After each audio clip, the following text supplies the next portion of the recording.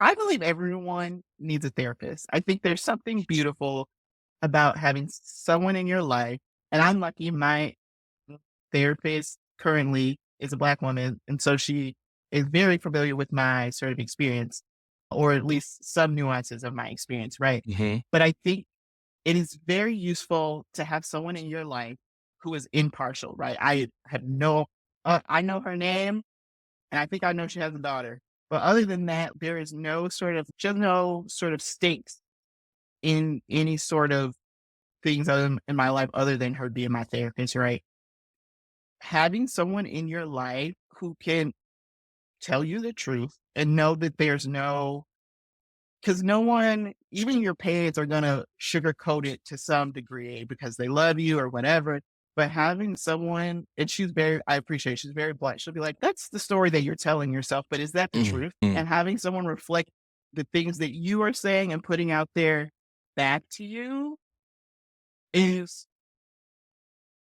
a beautiful thing and it helps you grow. And so I thought I started my therapy journey in college Yeah. because I think for a number of I had to do a lot of internalized racism, sexism things that were going on, a lot sort of anxieties and things that started to show up and affect my day-to-day life. Um, one having that sort of space, and I'm very privileged to have that sort of space, to have a regular therapist so I could talk to be like, these are my emotions. I'm angry about insert X, Y, and Z thing and this thing, and having someone be like, let's see it from this person. Have you looked at, yes, listen, Mhm. can all these things be true? Mhm. Mhm. Can the comment be harmful? Could the person not have the intentions of the comment being harmful?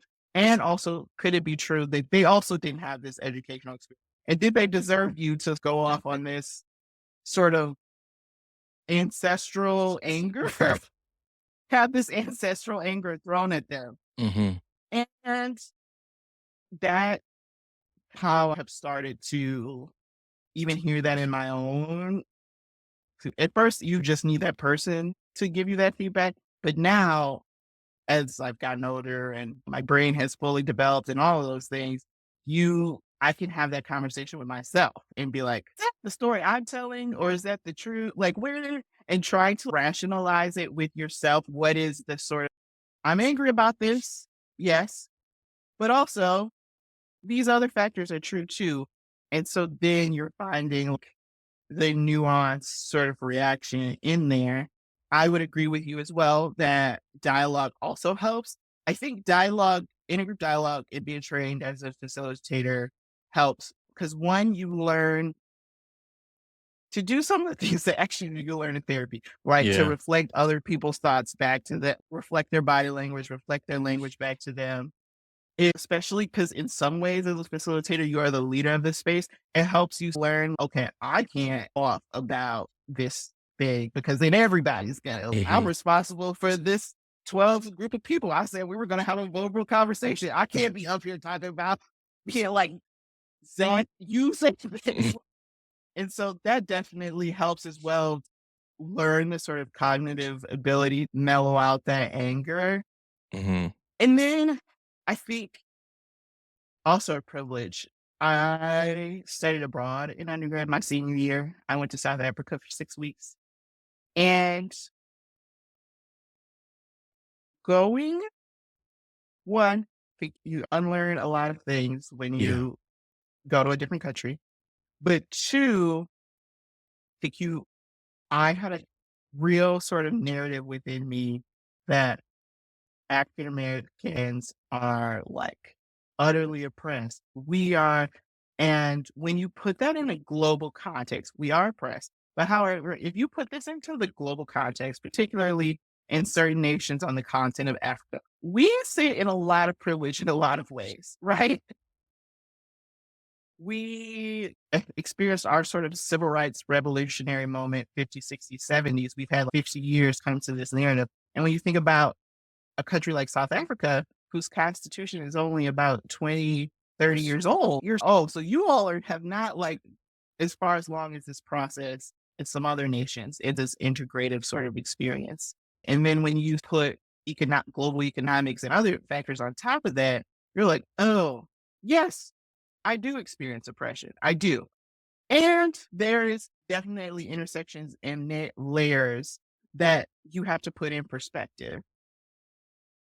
And that perspective has influenced me a lot. And now I travel a ton more, and I still feel that way, that we definitely exist within an oppressive system on so many levels.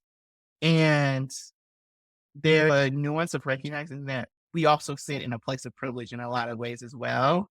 And so with that in mind, I also often, and especially someone who works from home 3 days a week, and then I have a very nice office that I sit in when I go to the office, that there is you have a self-awareness that you have to have. And like, even though this is frustrating, and it's frustrating and it makes me angry, and someone said insert thing here, or they're going forward with this policy that you've said 5 times is oppressive in this way. You're like, but in the grand scheme of things, we are really making strides in a lot of areas. And I hold that in contention with these other feelings. And that is, it informs how I see the world, right? And recognizing, okay, this policy is not great. I don't love it, but also we got adopted family 6 weeks of family leave as opposed to 12. Mhm. And is that a win is a win? Am I super happy? No. But Right. in the grand scheme, right, we are of sort of a global perspective. Some people are grateful for a day or two, and then they gotta go Mhm. back to work. And not saying Right. that's right. That's Right. saying that I want everyone to have the space that they need to thrive in this world.